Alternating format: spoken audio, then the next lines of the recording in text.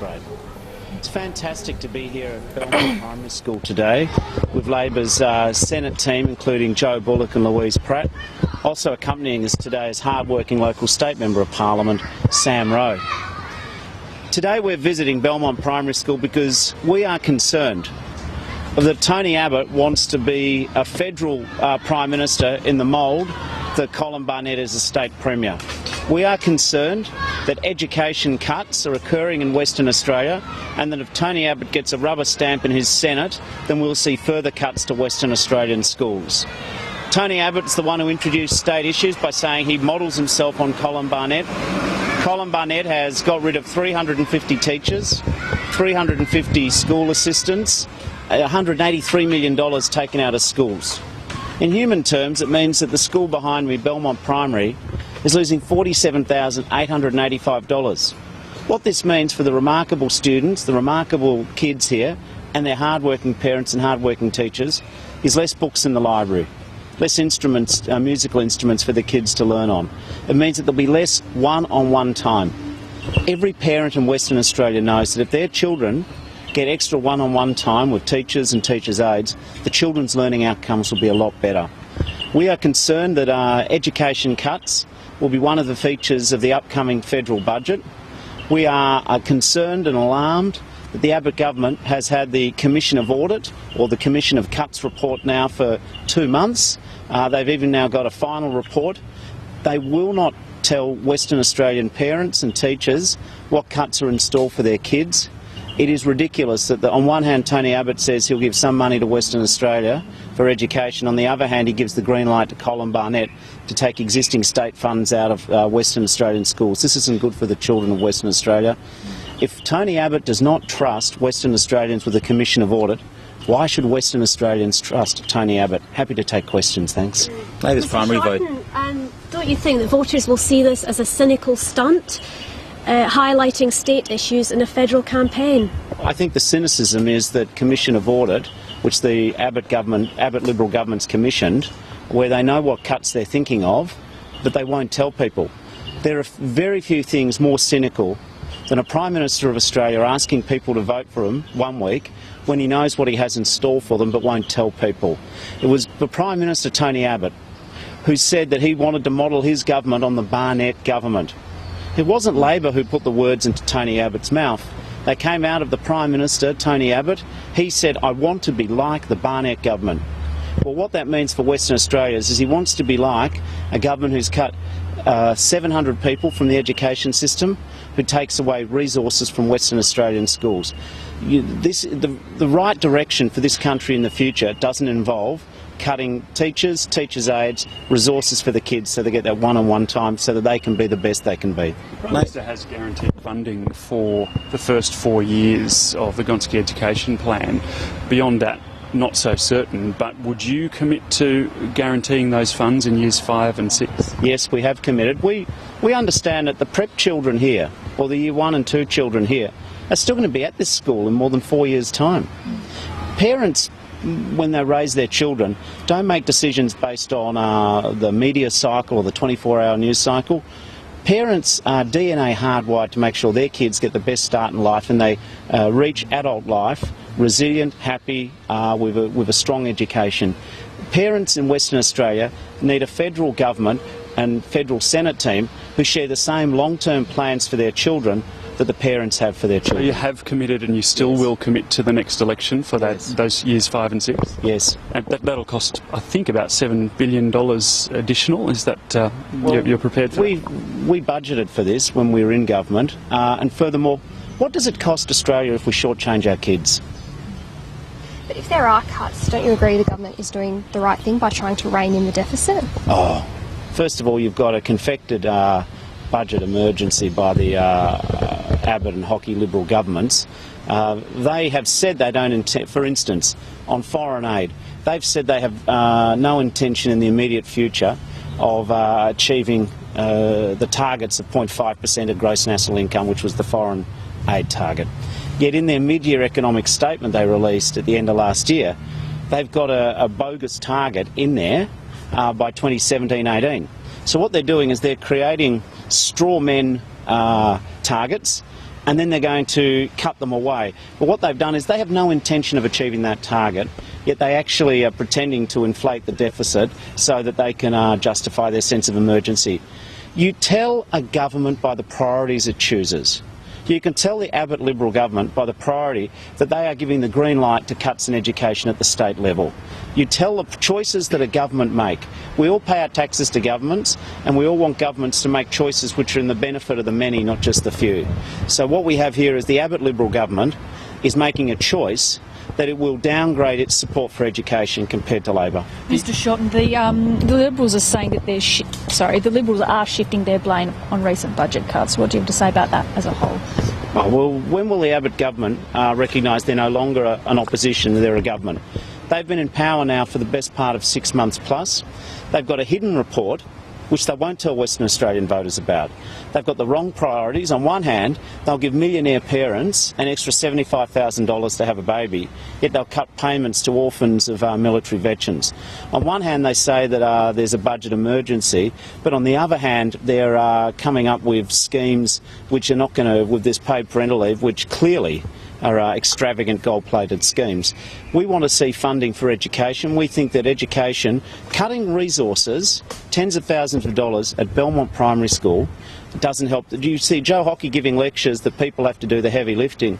Mr Hockey, Western Australians are already doing the heavy lifting. The parents at this school are already doing the heavy lifting, raising their kids. The teachers at this school are already doing the heavy lifting. Why on earth should a child in grade 3 or 4, the great kids that I was reading to, why do children have to do the heavy lifting for Joe Hockey's budget emergency? Labor's primary votes dropped to 29% according to the latest news poll. Are you concerned about the second Labor seat? Oh, we take nothing for granted. The biggest concern in this election is that people don't turn out to vote. What I would say to Western Australians is that I am as frustrated as you that there has to be another election. But what I would also say to Western Australians is this is the first time this has happened in the history of Federation. This is one of the most significant chances that Western Australians have to make their mark on the Commonwealth of Australia by picking senators who will not be a rubber stamp for the Abbott Liberal government. But what we say to Western Australians is please turn out to vote, regardless of who you vote for.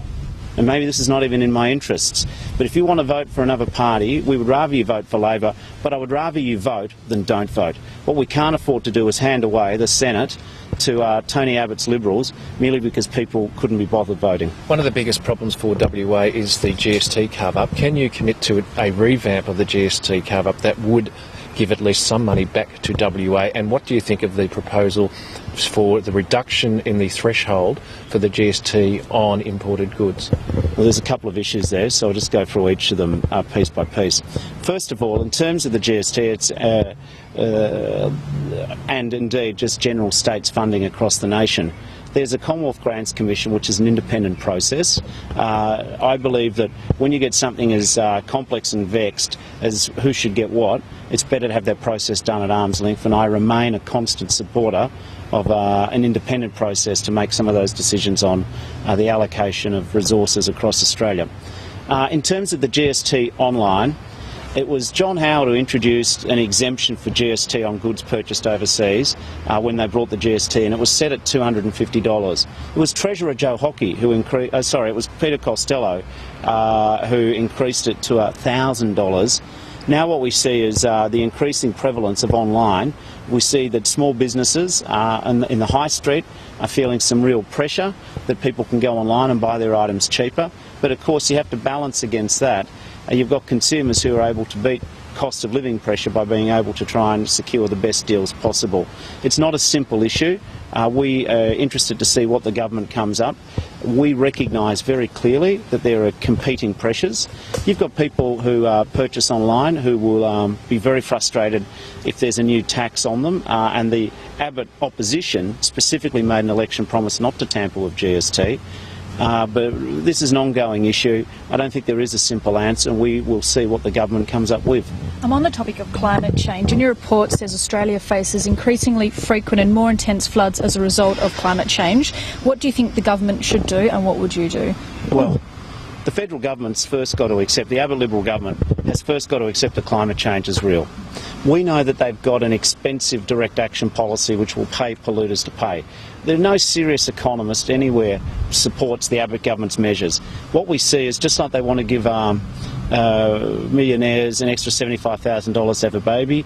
They want to provide polluters extra resources without any guarantee of results. We believe in terms of climate change that a market-based system is the best way to price pollution in terms of climate change. You've said that this is effectively a referendum on Tony Abbott's leadership and over the first 6 months of government. Isn't it also a referendum on your 6 months as leader of the ALP? With the best will in the world, I'm the opposition leader, not the Prime Minister. The Prime Minister is the person in charge of this country. It's the Prime Minister who says he wants to be like Colin Barnett. It's the Prime Minister who's got the wrong priorities. Very simply, why on earth would you give $75,000 extra for a few people to have a child, yet cut orphans' payments? Why on earth was the Prime Minister thinking, spending weeks and weeks watering down our protections against racism and bigotry?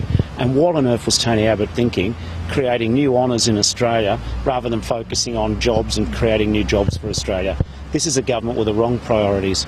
Some of your colleagues have suggested that Labor should reform by moving further away from the unions. What message does it send to them to have Joe Bullock, a very prominent union member, as number one on the ticket for Labor?